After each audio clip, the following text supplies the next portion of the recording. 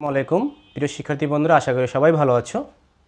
আজকে তোমাদের সামনে হিসাব বিজ্ঞান দ্বিতীয় পত্রের মজুত পণ্য সংরক্ষণ হিসাব পদ্ধতির দ্বিতীয় মেথড মানে পর্ব 2 নিয়ে তোমাদের সামনে হাজির হয়েছি।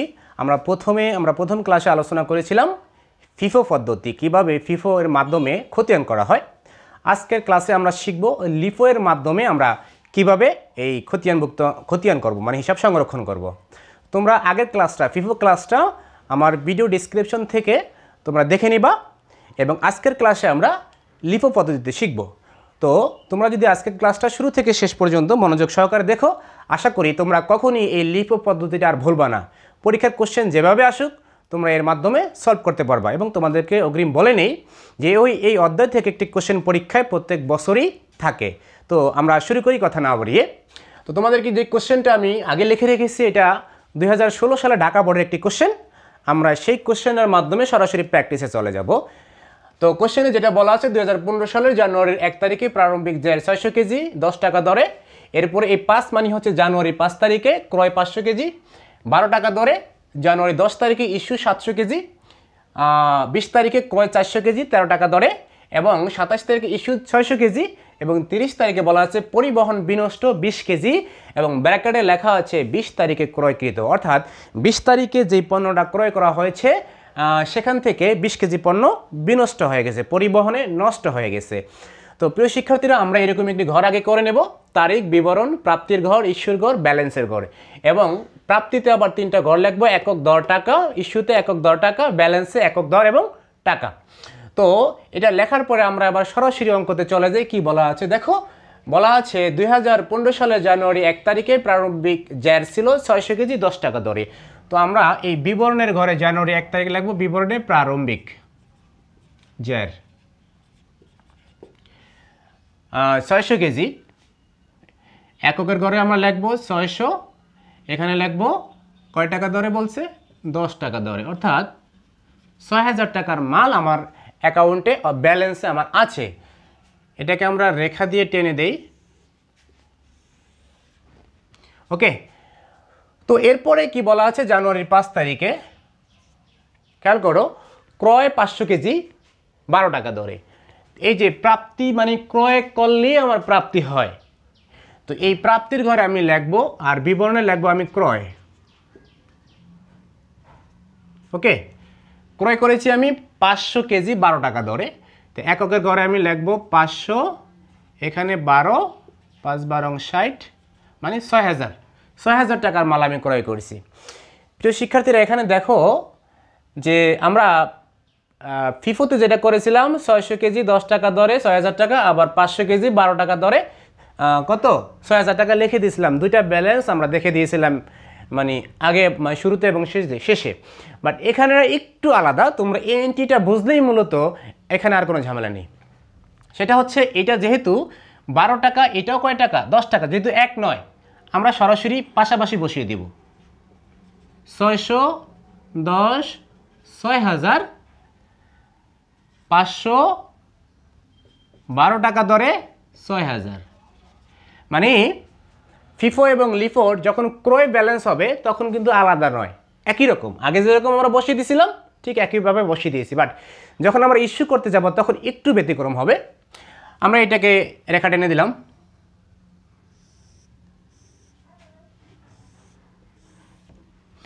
এরপরে যেটা বলা আছে জানুয়ারির 10 তারিখে ইস্যু, এখানে লিখবো আমরা বিবরণ করে ইস্যু মানে হচ্ছে বিক্রয়। এই যে এই ইস্যুর ঘরে আমরা লিখবো, খেয়াল করো, ইস্যু করছি কত ইউনিট, 700 কেজি। এখানে আমার দুইটা স্টক আছে, প্রথম স্টকে 600 কেজি 10 টাকা দরে, পরে স্টকে 500 কেজি 12 টাকা দরে। ওকে, তো যেহেতু লিফো এটার ফুল মিনিং হচ্ছে লাস্ট ইন ফার্স্ট আউট, যেটা শেষে গুদামে ঢুকবে সেটাকে আমি আগে বিক্রি করে দেব। যেমন আমরা যেটাকে বলি কাটা লাইন, চিপা চাপা গিয়ে আগে বের হয়ে যাওয়া। তো এখানে সর্বশেষ এসেছে 500 একক মাল, আর প্রথমে এসেছে 600 একক মাল। তাহলে আমি যেহেতু লিফো করতেছি, আমি আগে এই 500 ইউনিট থেকে বিক্রি করা শুরু করব। তো আমি বিক্রি করব হচ্ছে 700 কেজি। তো 700 কেজির মধ্যে আগে এই 500 কেজি আমি সেল করে দেব। আসেন এখানে লিখবো আমরা 500 কেজি 12 টাকা দরে 6000 টাকা। আমার বিক্রি করতে হবে 700 কেজি, বিক্রি মাত্র করলাম 500 কেজি, এখনও 200 কেজি বিক্রি করতে হবে। যেহেতু এটা আর নেই, এটা অলরেডি বিক্রি করে দিয়েছি, আমরা এই 600 থেকে 200 কেজি আমরা মাল বিক্রি করব। এটা রেট ছিল কত টাকা দরে? এটা রেট ছিল 10 টাকা দরে, তাহলে 200 টাকা। এখন আমরা যখন ব্যালেন্স করব, ব্যালেন্সে খেয়াল করো, ব্যালেন্সে কিন্তু এই 500 একক মাল আর নেই, এটা অলরেডি বিক্রি হয়ে গেছে। আর এই 600 একক মাল থেকে আমি 200 বিক্রি করছি, তার মানে এখনও আমার 400 একক মাল রয়ে গেছে গুদামে, 10 টাকা দরে 4000 টাকা। আশা করি বুঝতে পেরেছো। তো এটাকে আমরা রেখে টেনে দিই। ওকে, এরপরে খেয়াল করো জানুয়ারির 20 তারিখে। 20 তারিখে কী বলা আছে? ক্রয় করেছি 400 কেজি 13 টাকা দরে। তাহলে এখানে আমরা লিখব ক্রয় এককের ঘরে 400, 13 টাকা দরে, 4 13 কত 52, 56, 13 × 4 5200।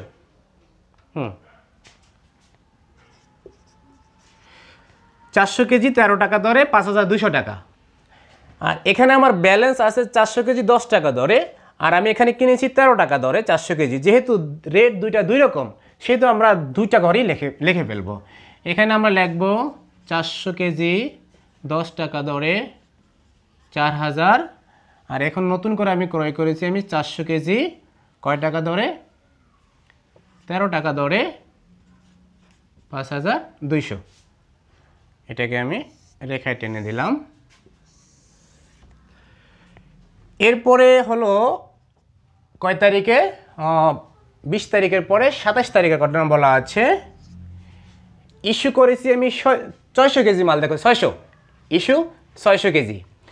এখন ইস্যু ঘর কোনটা? এখানে আমরা লিখবো ইস্যু বিবরণের ঘরে, আর ইস্যুর ঘরে গিয়ে 600 কেজি মাল বিক্রি করব। ঘটনা আগেরটাই, যেহেতু লাস্ট ইন ফার্স্ট আউট, আমি এই স্টকটা আগে বিক্রি করব 13 টাকা দরে 400 একক। এরপরে আমি যদি এরপরে বেশি বিক্রি করতে হয় আমি এটাতে যাব। তো 400 কেজি থেকে 400 কেজি যেটা সেটাকে বিক্রি করতে হবে, কারণ আমার এখানে 600 কেজি, তার মানে এটা আমি বিক্রি করে দিতে পারি সম্পূর্ণটাই। কয় টাকা দরে? 13 টাকা দরে 5200।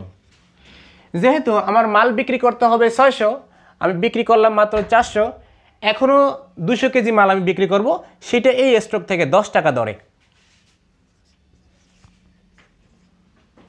তার মানে হচ্ছে 2000। এক্সট্রিমলি সরি, আমি ব্যালেন্সটা অন্য ঘরে লিখে ফেলছি। প্রিয় শিক্ষার্থীরা, একটু ভুল হয়ে গেছে, দেখো। তো আমি এখানে ইস্যু করেছি মূলত 600 কেজি, এর ভিতরে এই স্টক থেকে 400 এই এককের ঘরে হবে 413 টাকা দরে 5200। আর এই 400 একক থেকে আমি 200 একক সেল করে দেব কয় টাকা দরে? 10 টাকা দরে 2000। এখন খেয়াল করো আমার ব্যালেন্স আছে কি? এই 400 কিন্তু আর নেই, কারণ এই 400 আমি সেল করে দিলাম, আর এই 400 থেকে 200 সেল করেছি, অর্থাৎ এখনও আমার কাছে কিন্তু 200 একক মাল রয়েছে। 200 একক মাল রয়েছে কয় টাকা দরে? 10 টাকা দরে কয় হাজার? 2000 টাকার ব্যালেন্স এখন আমার কাছে রয়ে গেছে।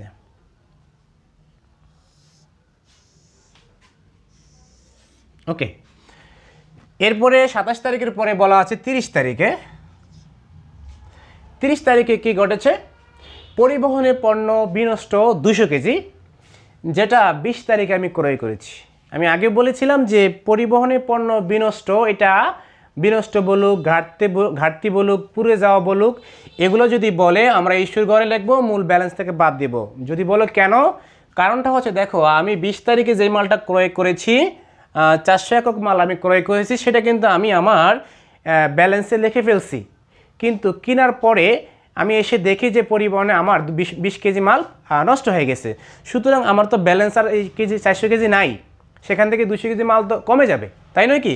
তো আমার টোটালি এখন ব্যালেন্স আছে আমার কাছে 200 কেজি, আর এই 20 কেজি আমি এখান থেকে বাদ দিয়ে দেখাবো। ওকে, তো আমরা এখানে লিখব বিনষ্ট ইস্যুর ঘরে 20 কেজি। দর বলে নেই, যেহেতু আমি কেনার সময় আমি এগুলাই যে বলা আছে 20 তারিখে ক্রয় করেছি, তো 20 তারিখে দেখো 13 টাকা দরে ক্রয় করেছি, সুতরাং আমি এটাকে 13 দিয়েই গুণ দিব। 4 দুগুণে 26, 260 টাকা। এখন খেয়াল করো, আমার কিন্তু ব্যালেন্স ছিল 200 একক, কিন্তু এর ভিতরে কিন্তু 20 কেজি মাল নেই। 200 কেজি মালের ভিতরে 20 কেজি মাল নষ্ট হয়ে গেছে, সুতরাং এই ব্যালেন্সটা আমার নেই, 20 কেজি কমে যাবে। তো কমে গেলে এখানে হয় 180 কেজি, এটা অবশ্যই 13 টাকা দরে। তাহলে 180 × 13 কত হয়? 2340, 2340 টাকা। এরপরে আমার আর নেই, দেন আমরা একটা ব্যালেন্স টেনে দেবো এভাবে।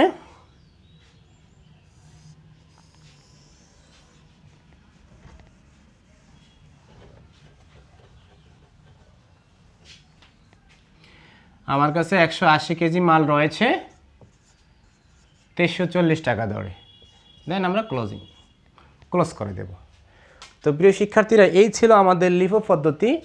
আশা করি তোমরা খুব সহজে লিফো পদ্ধতিটা শিখেছো এবং সবসময় তোমাদের মনে থাকবে, যেভাবে কোশ্চেন করুক না কেন। তবে একটা কথা আমি আবারও বলছি, আগুনে পণ্য বিনষ্ট, ঘাটতি, আগুনে পুড়ে যাওয়া, চুরি হয়ে যাওয়া, যাই কিছু হোক, সেটা আমরা ইস্যুর ঘরে দেখিয়ে মূল ব্যালেন্স থেকে বাদ দিয়ে দেব। এর আগের যেই ফিফো ক্লাসটা আমরা ডিসক্রিপশন বক্সে তার লিঙ্ক দিয়ে দিব, সেটা থেকে দেখে নেবা। আজকের এই ক্লাসটা আবারও দেখবা এবং নেক্সট ক্লাসে পার্ট 3-তে যে ক্লাসটা করব সেটা হচ্ছে ওয়েটেড অ্যাভারেজ, অর্থাৎ ভারযুক্ত গড় পদ্ধতিতে কিভাবে এই অঙ্কটা করানো যায়, এবং এই 3টা পদ্ধতিতে পরীক্ষায় বারবার আসে। তো আজকের মতো আমি এখানেই তোমাদের ক্লাস শেষ করছি। আগামী ক্লাসে তোমাদেরকে আমন্ত্রণ জানিয়ে সবাই ভালো থেকো। আল্লাহ হাফিজ।